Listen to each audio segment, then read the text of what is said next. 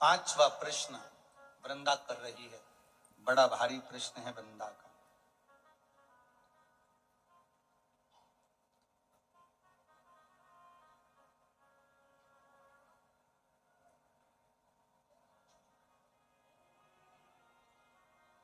जब मां अपने बेटे को जन्म देती है, बहुत भारी प्रश्न है। खरगोन की इस पावन धरा से जो ये पाठक परिवार द्वारा कथा चल रही है, इस कथा से पूरे विश्व के लोगों को इस प्रश्न के बल पर बल प्राप्त होगा। ये जो 5 प्रश्न हैं, शायद जीवन में कभी श्रवण करने को मिले हो, इसका उत्तर की ना मिला हो, पर हर व्यक्ति के दिल की तमन्ना थी इन 5 प्रश्न को वैष्णव के मुख से सुनना और वैष्णव के लिए कहना। 5वां प्रश्न है, मां जिस बेटे को जन्म देती है, अपने स्तन का दूध पिलाती है, अपने रक्त से सराबोर कर कर गर्भ में रखती है, वो बेटा एक दिन अपनी मां से मुख क्यों मोड़ लेता है? प्रश्न जरा प्रबल है।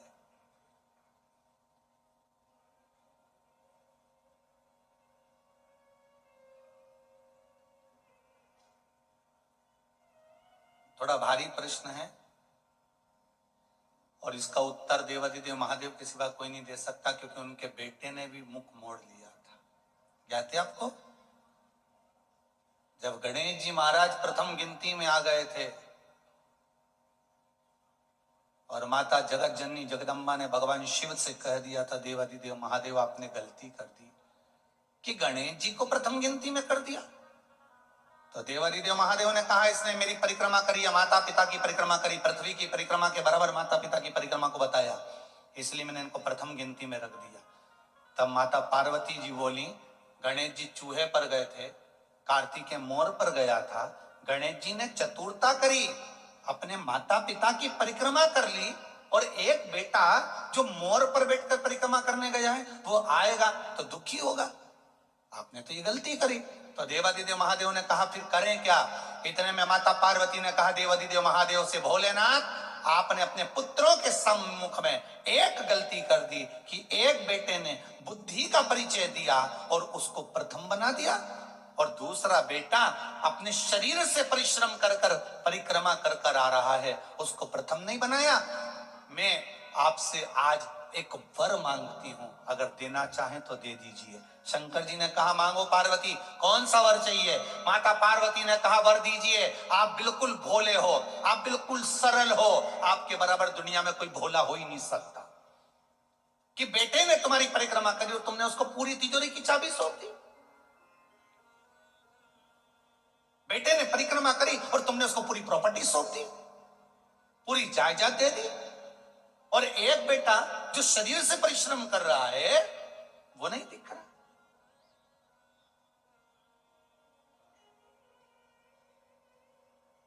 दो बेटे, एक फोन पे लगा रहे, सारा व्यापार फोन पे, हाँ माल भेज देना, हाँ ऐसा कर लेना, ऑफिस में बैठा बैठा लिखा पढ़ी करता रहे, ऑफिस में बैठा बैठा काम करता रहे, और एक बेटा इंदौर जा रहा है, पुणे जा रहा है, मुंबई जा रहा है, यहाँ जा रहा, वहां जा रहा, वहां पहुंच रहा, वहां कर रहा। माता पिता की निगाह में कौन सा बेटा ज्यादा काम करता दिखेगा? बोल दो रीजी जी।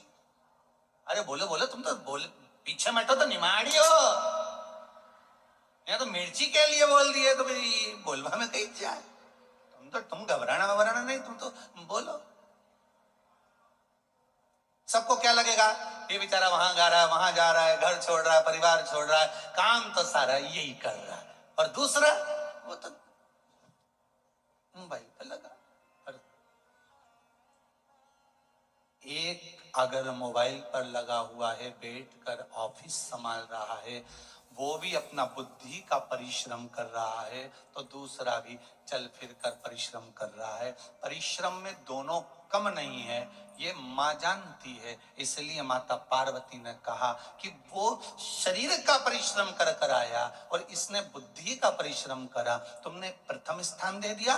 माता पार्वती जी कहती हैं भोलेनाथ एक वर दे दीजिए। शंकर जी ने कहा मांगो क्या चाहिए, बस वर इतना सा दे दीजिए, आज के बाद कभी तुम्हारी परिक्रमा नहीं हो, आज के बाद तुम्हारी कभी पूर्ण परिक्रमा नहीं हो।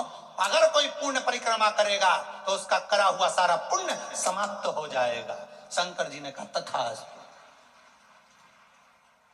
भोलेनाथ बोले तथास्तु। इसलिए पार्वती ने कहा आपकी आधी परिक्रमा होगी, जहां से चले थोड़ी दूर तक घूमे, जहां से जल निकलता है उसको पार नहीं किया गया, वापस घूमकर वहीं से आ गए, आपकी आधी परिक्रमा होगी। क्योंकि हम भोले इतने हो, कोई परिक्रमा लगा कर चले गया तो तुम दे दो। तुम्हारे तो वचन, लंका अधिपति रावण ने आकर कह दिया था कि प्रभु सोने की लंका दे दो, दे दी।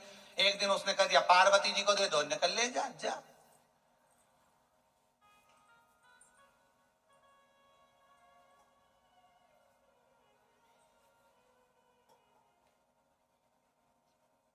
होता है ना। एक डॉक्टर ने, मरीज गया और मरीज ने डॉक्टर से कहा डॉक्टर साहब मैं बड़ा टेंशन में रहता हूँ, बहुत परेशानी है जीवन में। तो डॉक्टर समझा रहा था उसको, बहुत प्रेम से समझा रहा था कि देखो दिन भर भले तुम टेंशन में रहो, परंतु रात को टेंशन लेके बिल्कुल मत सोना, रात को टेंशन लेके बिल्कुल मत सोना। तुमसे निवेदन है दिन भर कैसे भी देना, पर रात को टेंशन लेके मत सोना। तो मरीज बोला फिर वो टेंशन को मायके भेज दूं क्या? मतलब टेंशन कौन थी, टेंशन कौन थी, उसको मायके भेज दो। तो डॉक्टर बोला भैया तू अपने घर जा, मेरी लड़ाई मत करा देना, तू अपने घर जा। मांगा देवाधिदेव महादेव, वही वही बात सामने जो प्रश्न था ना एक सम्मुख में कि वही चूहेदानी में चूहा सोता है, साबुनदानी में साबुन, फिर मच्छरदानी में इंसान क्यों सोता है? तो गुरु ने मच्छर से कहा उसका केवल एक कारण है कि ये काम, ये लोभ, ये विषय, ये आसक्ति, ये वासना, ये तृष्णा के मच्छर अंदर प्रवेश ना करें। इसलिए शिव महापुराण रूपी ज्ञान की मच्छरदानी लगाकर चैन की नींद सोइए, ये प्रवेश नहीं करे। मनुष्य सेफ्टी के लिए, अपने लिए सेफ होकर ज्ञान की मच्छरदानी में सो।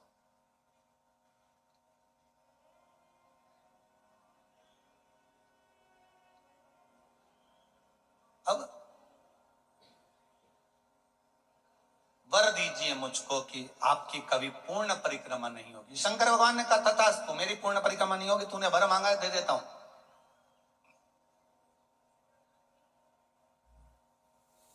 कार्तिकेय जी आए,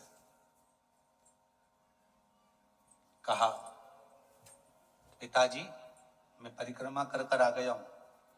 पिताजी ने कहा ठीक है। इतने में गणेश जी बोल दिए प्रथम गिनती में मैं गिना जाऊंगा क्योंकि मैंने माता पिता की परिक्रमा करी। क्रोध आ गया। कार्तिकेय जी उसी समय पर समझाए, भोलेनाथ जी खूब समझाया माता पार्वती जी ने, पर कार्तिकेय नहीं माने और कार्तिकेय श्री सेलम पर चले गए और श्री सेलम पर जाकर कार्तिकेय बाबा उस श्री सेलम में जाकर विराजमान हो गए, जिनका नाम मल्लिका अर्जुन हो गया। क्या नाम पड़ गया भगवान का? मल्लिका अर्जुन।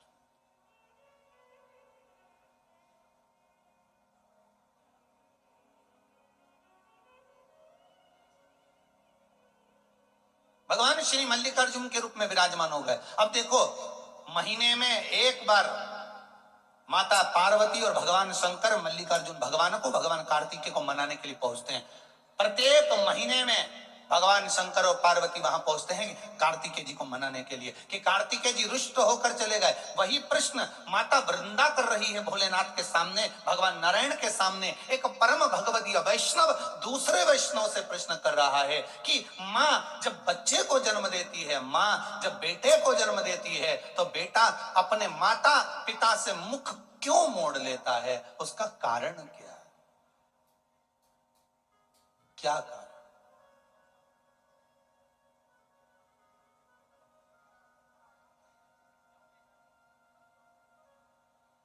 पर कई घर ऐसे भी हैं जिसमें माता पिता से बच्चे मुख नहीं मोड़ते। भाई,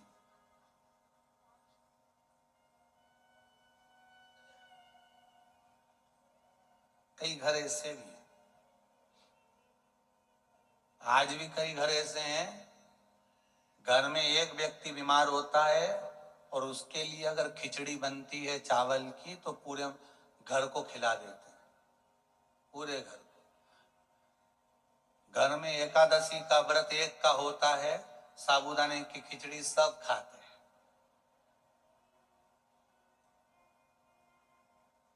इसी से नजर आती है कि एकता कितनी अपने घर में हो। इसी से नजर आती है कि व्रत एक का और निपटा सब है। इससे समझ में आ जाता है कि हाँ ठीक है।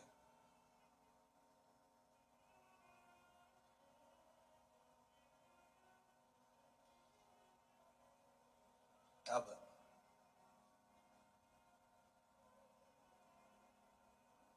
ऐसा नहीं कि सभी घर में, वृंदा का जो प्रश्न है बड़ा सुंदर प्रश्न है कि माता से पिता से बच्चा मुख क्यों मोड़ लेता है। जिसको दूध पिलाया, जिसको जन्म दिया, जिसको सम्मुख रखा, वो मुख क्यों मोड़। शिव कह रहे हैं ऐसा नहीं, वृंदा देवी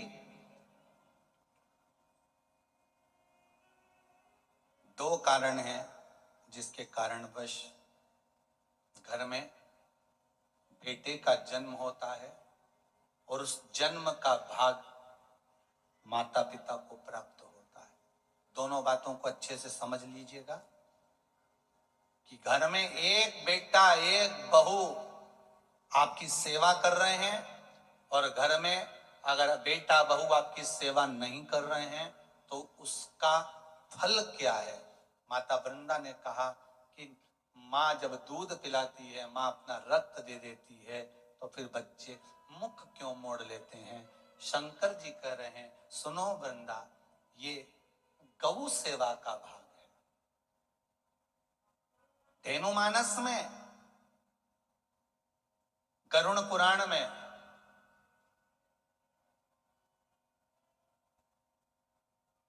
विष्णु संहिता में सुंदर बात कही गई है। यदि आपने गौ माता को रोटी दी है, प्रेम से सहलाया है, ताजा भोजन, ताजा भोजन जानते हो, घर में रोटी बनी, पहली रोटी किसकी बनती है? गाय की। रोटी बनी, सबके जीवने से पहले रोटी गाय को दी है और मान लो वही रोटी फ्रिज पे रख दी, फिर डब्बे पे पड़ी रही, सब ने जीम लिया, तब पन्नी में पॉलीथिन में टंगी रही। शाम को 4-5 बजे गाय आई, तब उसके मुंह में रोटी जब ठंडी कल्ली बासी सब हो गई, तब उसके मुंह में दी। उसका फल और ताजी रोटी का फल जरा ध्यान से देख लीजिएगा, समझना इस कथा को बहुत ध्यान से। पूर्व के प्रारब्ध के अनुसार हमारे बच्चों का जन्म होता है वृंदा, पूर्व के प्रारब्ध के अनुसार हमें हमारी संतान प्राप्त होती है। अगर किसी गौ माता की सेवा करी है, गाय को एक रोटी दी है, गाय को चारा दिया है, गौ माता की सेवा करी है, किसी की सेवा में अगर तुम लगे हो, किसी जीव को, चाहे वो चींटी हो, चाहे वो कौवा हो, चाहे वो पक्षी हो, चाहे वो पशु हो, किसी जीव को अगर तुमने ताजा भोजन दिया है और उसकी सेवा प्रेम से करी है, तो तुम्हारे घर में जो बेटा जन्म है, तुम्हारे घर में जो बहू आती है, वो तुम्हारी सेवा में तल्लीन रहती है महाराज। और अगर तुम्हारे दरवाजे पर गाय आई, तुम्हारे दरवाजे पर जीव आया, तुमने एक बार रोटी दे दी और रोटी देने के बाद दूसरी बार उसको डंडा लेकर भगा दिया, तुमने गाय को धप मार कर भगा दिया, गाय दरवाजे से भूखी चली गई, कहीं तुमने डंडा मार दिया, कहीं उसको अपशब्द कह दिए, कहीं चिल्ला के बोल दिए हाओ अभी तो दी थी रोटी, फिर आ गई,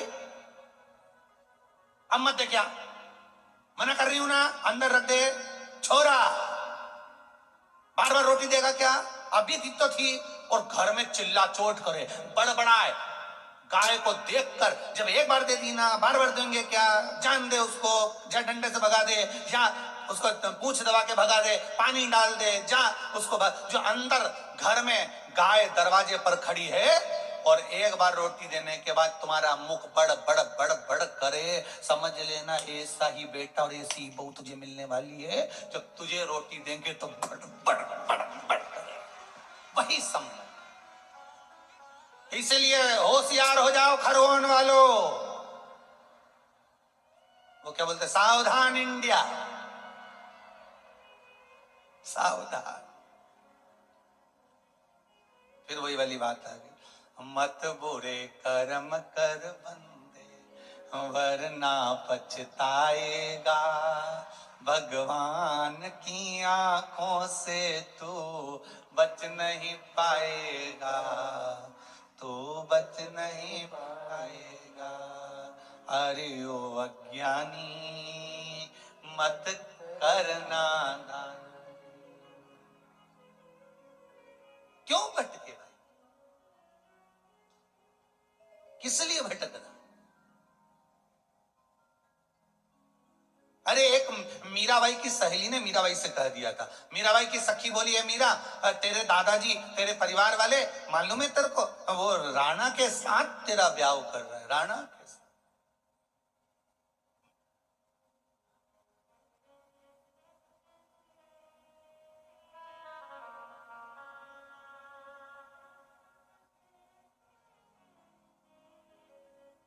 मालूम है तेरे को मीरा? मीराबाई ने कहा मेरे परिवार वाले मेरा ब्याह, अरे मेरी मां को तो मालूम है कि जब एक दूल्हा निकल कर जा रहा था तो मैंने माता से पूछ लिया था ये कौन जा रहा है और डोली में कौन जा रही, तो मीरा की मां ने कह दिया था ये दूल्हा है वो दुल्हन है। तो मैंने मां से जिद करी थी, मां मुझे दुल्हन बनना है, मेरा दूल्हा ला, और मेरी मां ने मुझे लकड़ी की, एक पत्थर की, एक काट की, एक भाटा की, एक मूरत मुझे ला कर दे दी थी पत्थर की। वो मूरत से मेरी लगन लग गई, तो अब दूसरी लगन कहां लगाऊंगी बता।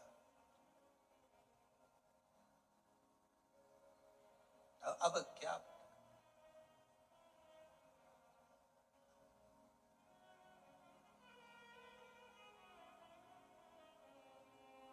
और मीरा जब फिर भगवान को बुलाती, उसकी लगन,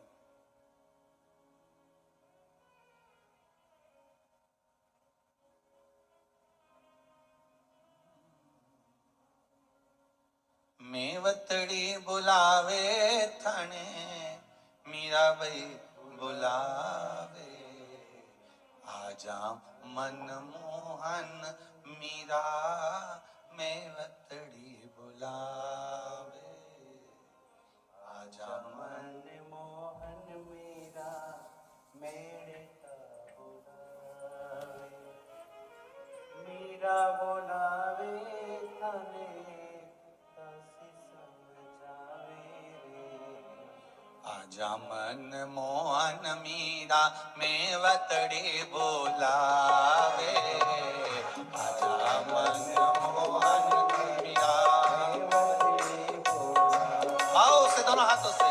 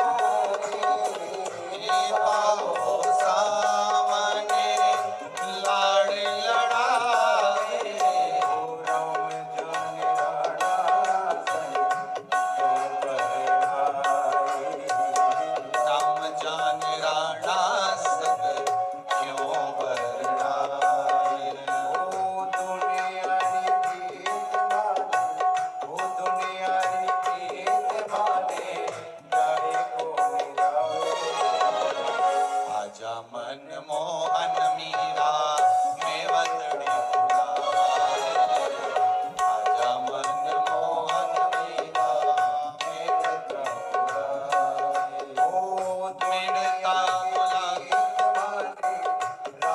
बुलावे दुनिया की प्रीत माने रास कौन आवे आजा मनमोहन मीरा मेवता बुलावे आजा मनमोहन मीरा मेवता बुलावे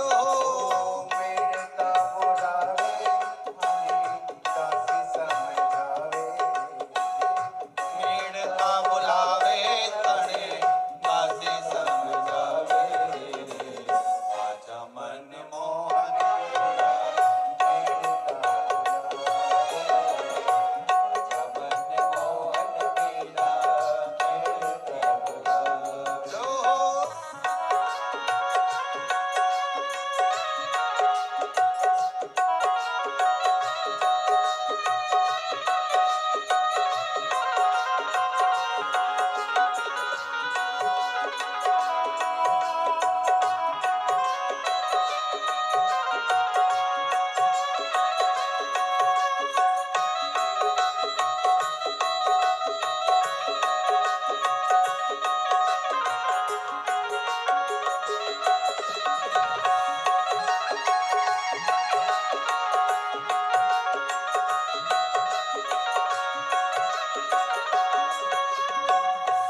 पत्थर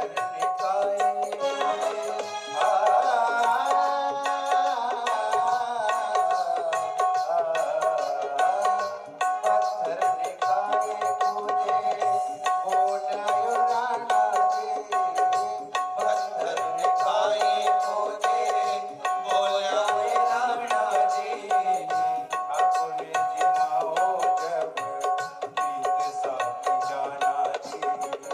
ठाकुर ने जिमाओ जब प्रीत साथी जाना जी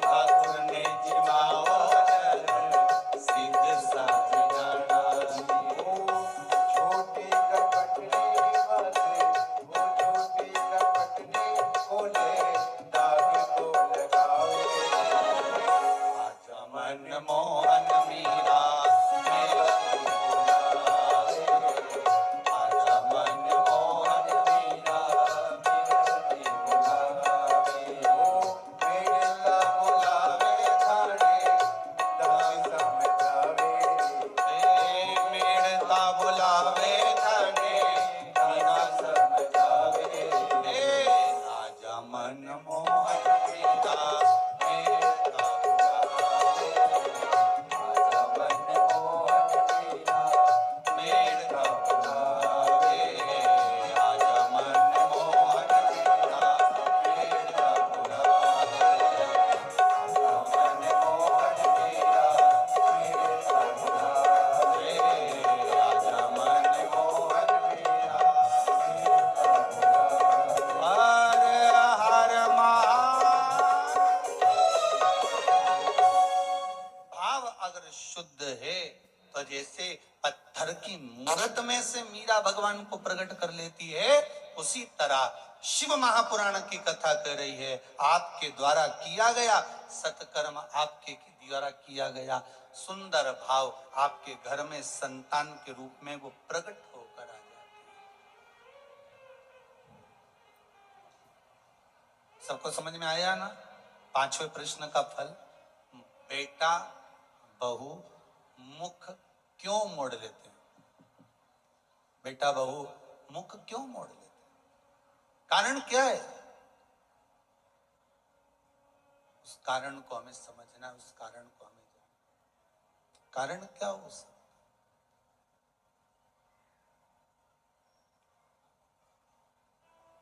गौ माता को अगर रोटी दी है, गौ माता को चाकरी करी है, गौ माता को अगर कुछ प्रदान किया है, गौ माता को अगर कुछ दिया है,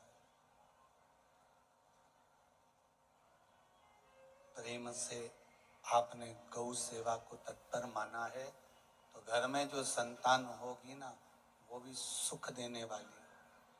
और अगर आपने जरा सा घर में क्लेश रखकर अगर कुछ करा है, शिव महापुराण की कथा तो यहां तक कहती है, अगर आपके घर के लोग मना करें कि शिव पुराण में मत जा, लड़ाई करे, झगड़ा करे, तो आपसे हाथ जोड़ के निवेदन है, जी जी हो खरगोन वाली, अपने घर में ही अपन भले आस्था चैनल चालू करो, 1 बजे से 4 बजे तक टीवी पर ही कथा देखो।